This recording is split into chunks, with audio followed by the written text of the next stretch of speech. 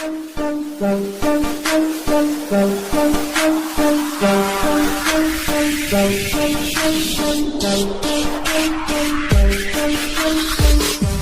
guys, dimanapun kalian berada, bagaimana kabarnya? Selamat nongkrong kembali di channel LK20 bersama saya Boy untuk mengisi waktu gabut Anda. Pada kesempatan kali ini saya akan merangkum sebuah film psikopat cantik berdarah dingin yang berjudul Psycho Nurse. Film ini dirilis pada tahun 2019. Oke, tanpa berlama-lama langsung saja kita ke alur ceritanya. Let's go.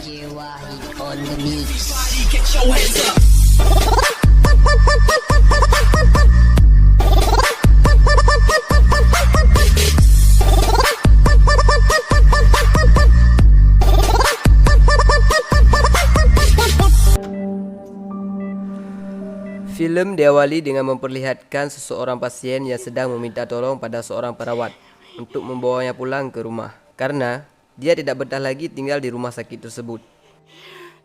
Tapi apa yang terjadi? Si perawat tersebut malah menurunkan kadar oksigennya dan lalu ia mencoba untuk membunuh wanita tersebut dengan menekan selang oksigen tersebut hingga membuat wanita itu sekarat dan tak sadarkan diri. Lalu perawat tersebut berteriak meminta tolong agar seolah-olah bukan dia pelakunya. Mendengar teriakan tersebut, seketika itu juga dokter dan perawat langsung ke ruangan pasien tersebut untuk memberinya pertolongan dan dia pun berhasil diselamatkan. Akan tetapi, dokter yang membantu wanita tersebut heran saat melihat ada seorang perawat yang berdiri di pintu dan menatapnya. Namun dia tidak menghiraukannya. Ya, dari perilakunya tadi, kita bisa simpulkan kalau dia adalah seorang psiko. Dan untuk pasien tersebut tidak dijelaskan apa hubungannya dengan psiko tersebut. Dan inilah Psycho Nurse. Scene berpindah ke sebuah rumah di mana di dalamnya memperlihatkan seorang wanita yang bernama Mira yang sedang memasak tai poyong untuk sang suami tercinta yang bernama Todd tidak pakai ngen. Tidak lama kemudian terlihat anak mereka bernama Max sedang menuruni tangga sendirian. Tapi Todd, sang ayah, menyemangati anaknya tersebut. Dan ternyata anak mereka Max mengalami penyakit distrofi otot. Distrofi otot adalah penyakit genetik yang menyebabkan lemah progresif dan hilangnya massa otot, yang membuat penderita harus memakai tongkat atau kursi roda untuk bisa berjalan. Dan terlihat seorang pengasuh yang menjumpai Max. Dia adalah Gwen, perawat yang mencoba membunuh wanita tua di rumah sakit tersebut. Terlihat di sini Gwen begitu akrab dengan keluarga tersebut karena dia telah bekerja di sana lebih dari 2 minggu. Take it easy on your mom and Miss G, huh? Di sini Gwen terlihat sedikit cemburu dengan keharmonisan rumah tangga Mira dan Todd. Singkat cerita, Mira kedatangan sahabatnya yang bernama Karen. Di sini mereka sedang membicarakan tentang dokter pengobatan Max. Dan saat mereka sedang mengobrol, terlihat sebuah bola yang jatuh dari tangga. Ternyata itu bola yang ditendang oleh Max. Dan Mira pun menyuruhnya agar bermain di luar saja. Akan tetapi Gwen di sini mencoba menguping pembicaraan Mira dengan Karen.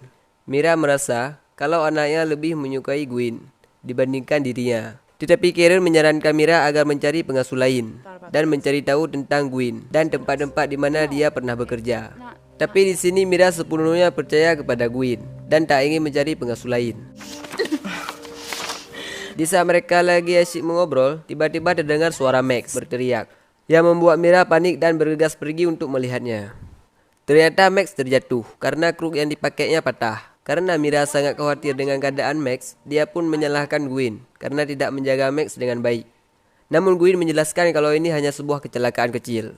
Untuk kemudian Mira langsung menelpon Dr. Keller dan memesan kruk yang baru karena kruk yang dipakai oleh Max patah. Sorry, yes, thank you.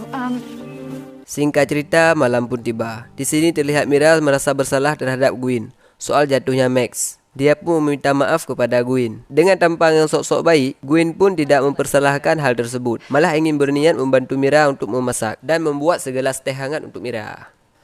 Keesokan harinya, Mira menjumpai beberapa orang di sebuah grup. Di grup tersebut, mereka saling curhat tentang masalah-masalah yang dialami oleh mereka. Mira pun menceritakan soal anaknya yang menderita distrofi otot dan akan diagnosis dalam tahun ini. Dan juga menceritakan asal mula kejadian tersebut pada mereka. Dan dia merasa telah gagal menjadi seorang ibu yang baik untuk anaknya. Thank you so much for sharing. Thank you. Singkat cerita, Mira pun sampai di rumah. Kemudian dia dikejutkan dengan kedatangan Gwen dalam keadaan tiba-tiba dan memberinya segelas teh dan menyuruhnya untuk minum. Sok-sok perhatian gitu deh. I got it from my yoga studio. Singkat cerita, Mira yang sedang kecapean, dia pun tertidur di atas sofa. Tiba-tiba datanglah Dr. Keller yang ingin menjumpai Max dan memberikan keruk baru Max yang dipesan Mira kemarin hari. Tapi dicegah oleh Gwyn dengan alasan kalau Max dan Mira sedang tidur siang. Dan Dr. Keller pun menitipkan keruk tersebut kepada Gwyn. Pada saat Dr. Keller sampai di pintu, dia merasa kalau Gwyn sudah tidak asing lagi baginya. Dia bertanya, apakah kita pernah bertemu dan bekerja sama sebelumnya? Dengan spontan Gwyn menjawab bahwa mereka tidak pernah bertemu sebelumnya dan dia sangat mengingatnya. Di sini Gwyn merasa kalau Dr. Keller akan menjadi sebuah masalah baginya. Singkat cerita, malam pun tiba. Gwyn mulai melancarkan aksinya dengan mendatangi rumah Dr. Keller. Gwen! Hi! Gwyn mengatakan bahwa mereka pernah saling bertemu dan bekerja sama di rumah sakit dulu. Dan tiba-tiba dari arah belakang, Gwyn menyuntikkan suatu cairan ke tangan Dr. Keller hingga dia teler dan tewas secara perlahan. Gwyn memberitahu kalau dia adalah perawat yang telah melakukan aksi pembunuhan kepada Ida Leonard, pasien tua di rumah sakit beberapa waktu silam. Dan Gwyn menjatuhkan narkoba di sisi Dr. Keller agar kematian Dr. Keller tidak terlihat seperti pembunuhan, akan tetapi akibat overdosis narkoba. Dan Gwyn pun pergi dari sana.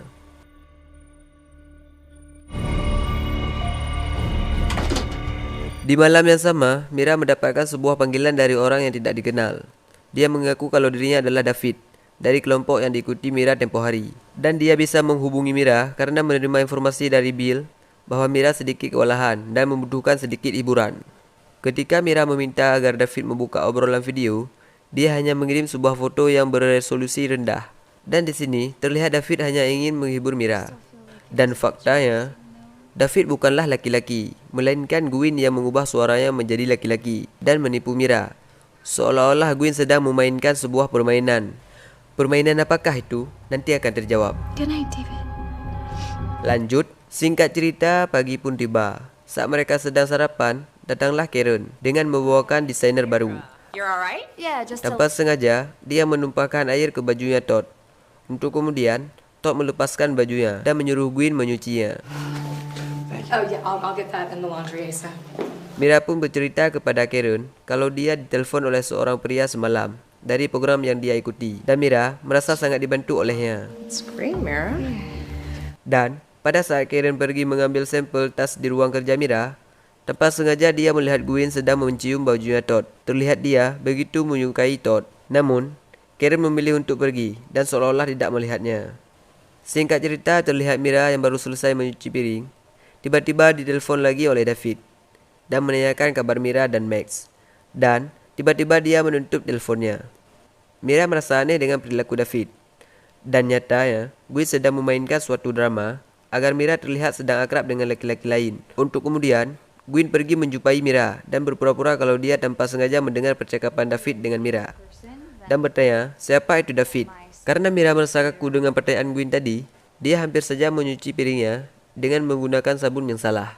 Tapi Gwyn langsung menghalanginya. Dan Gwyn pun pergi dari sana. Tanpa sengaja, dia berjumpa dengan Todd di tangga dan memberitahu Todd kalau Mira sedang berbicara di handphone dengan seorang laki-laki bernama David. Dan di sini, terlihat Gwyn yang sedikit demi sedikit mencoba mempengaruhi Todd, seolah-olah Mira sedang selingkuh dengan laki-laki lain. Singkat cerita, pagi pun tiba. Terlihat Gwyn yang sedang memasak. Dia dihampiri oleh Todd dan terlihat akibat perkataan Gwyn semalam membuat Todd sedikit curiga dengan istrinya tersebut. Mendengar hal itu, lagi-lagi Gwyn mencoba menjelek-jelekkan Mira di depan Todd dengan mengatakan kalau Mira sedikit tidak menyukainya dan dia ingin mencari pekerjaan yang lebih cocok untuknya. Tapi Todd mencoba membujuknya dengan mengatakan kalau dia sudah dianggap keluarga sendiri. Family now. Dan Todd juga mengatakan Gwyn dan Mira mempunyai banyak kesamaan. You are such a good guy, Todd. Di sini kita bisa simpulkan dari tatapan Gwyn, terlihat dia begitu menyukai Todd. Tiba-tiba, datanglah Mira untuk memasak sarapan pagi. Namun Gwyn telah terlebih dahulu memasaknya, yang membuat Mira lagi-lagi merasa tersaingi dan merasa dirinya gagal menjadi ibu yang baik. Untuk kemudian Mira mendapat telefon dari Karen dan mengatakan kalau dia akan membunuhnya dengan nada bercandanya karena telah mengirimnya bunga dan memberitahu yang lain bahwa dia sudah berumur 30 tahun di ultahnya yang sekarang. Just But I'm still mad that you reminded everyone that I'm Mira yang tidak tahu apa-apa tentang perkara ini membuat Karen mencemaskan Mira dan mengajaknya untuk pergi ke dokter. Karena Karen merasa akhir-akhir ini, Mira merasa begitu lelah dan terlihat syok dengan kehidupannya.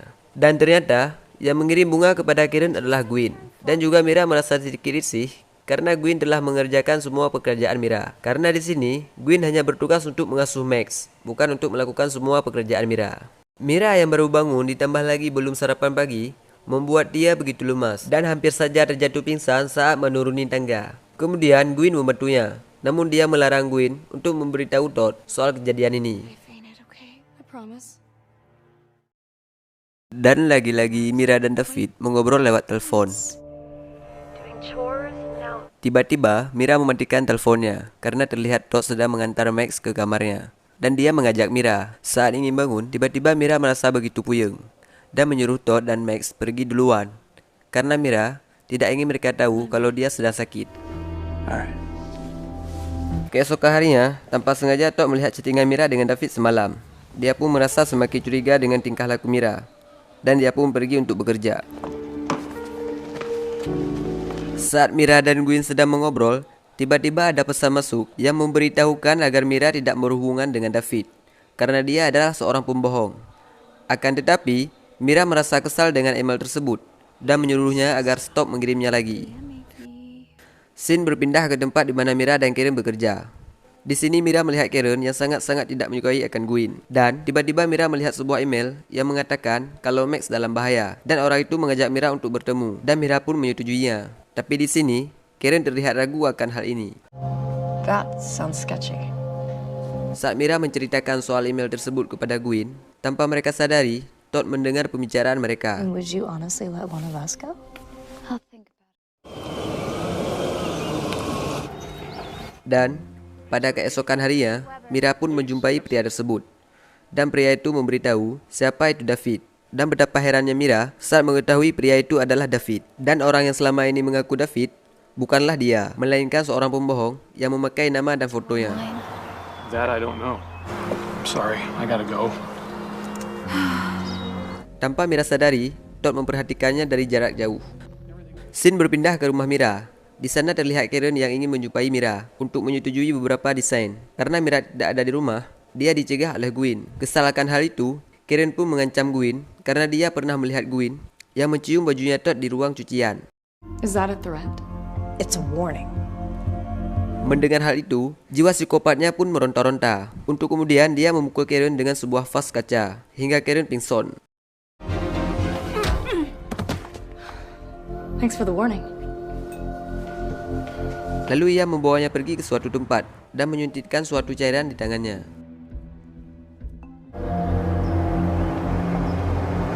Scene berpindah ke Todd. Terlihat dia sangat terpukul dengan kejadian yang dilihatnya tersebut dan membuntuti laki-laki itu sampai dia ke rumahnya. Dan di sisi lain, terlihat Mira yang sedang memasak dan mendapatkan pesan dari Todd bahwa dia akan pulang terlambat. No, he texted he's gonna be a little late tonight. Lalu Gwen mengambil pisau yang baru saja digunakan Mira dan memasukkannya ke dalam tas. And go see a friend. It's a first date? Untuk kemudian dia pergi ke rumah David Weber. Ternyata, Gwen pernah mengasuh istrinya David yang menderita kanker stadium 4. Dan tujuan Gwen ke rumah David adalah untuk membunuhnya karena David akan menjadi sebuah ancaman baginya.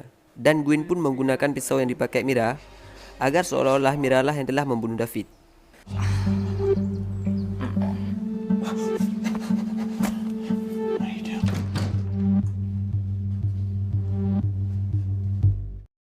Singkat cerita, malam pun tiba lagi.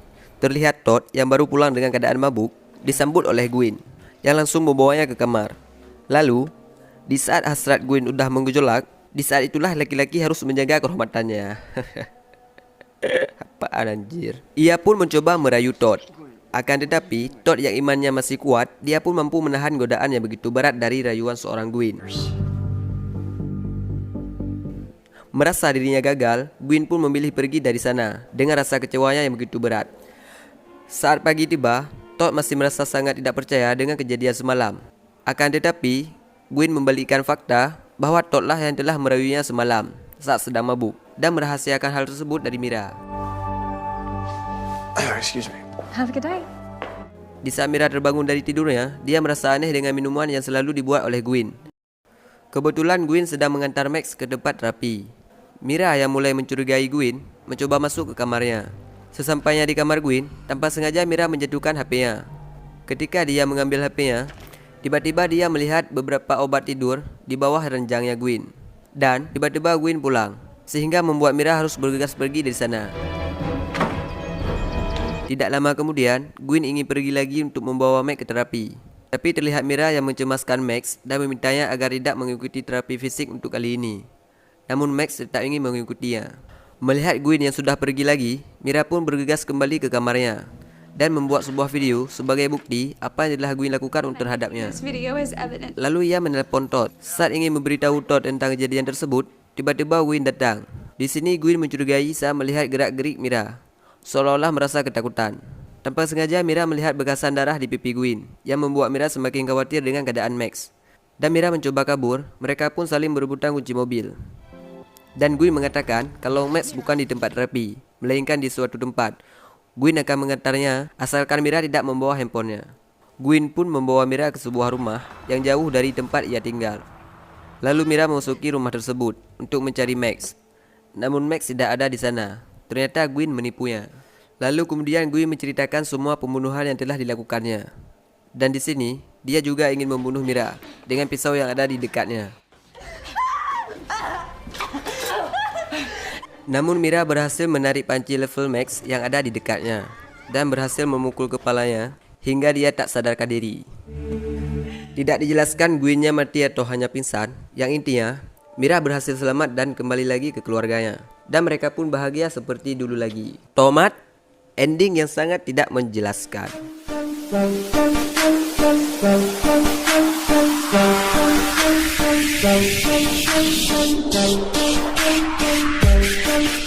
Pesan yang dapat kita ambil dari filem ini adalah tidak ada ibu yang tidak baik untuk anak-anaknya.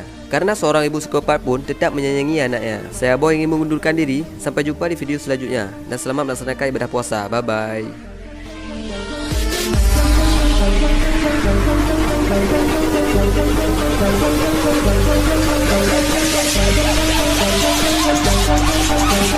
DJ Wahid on the mix.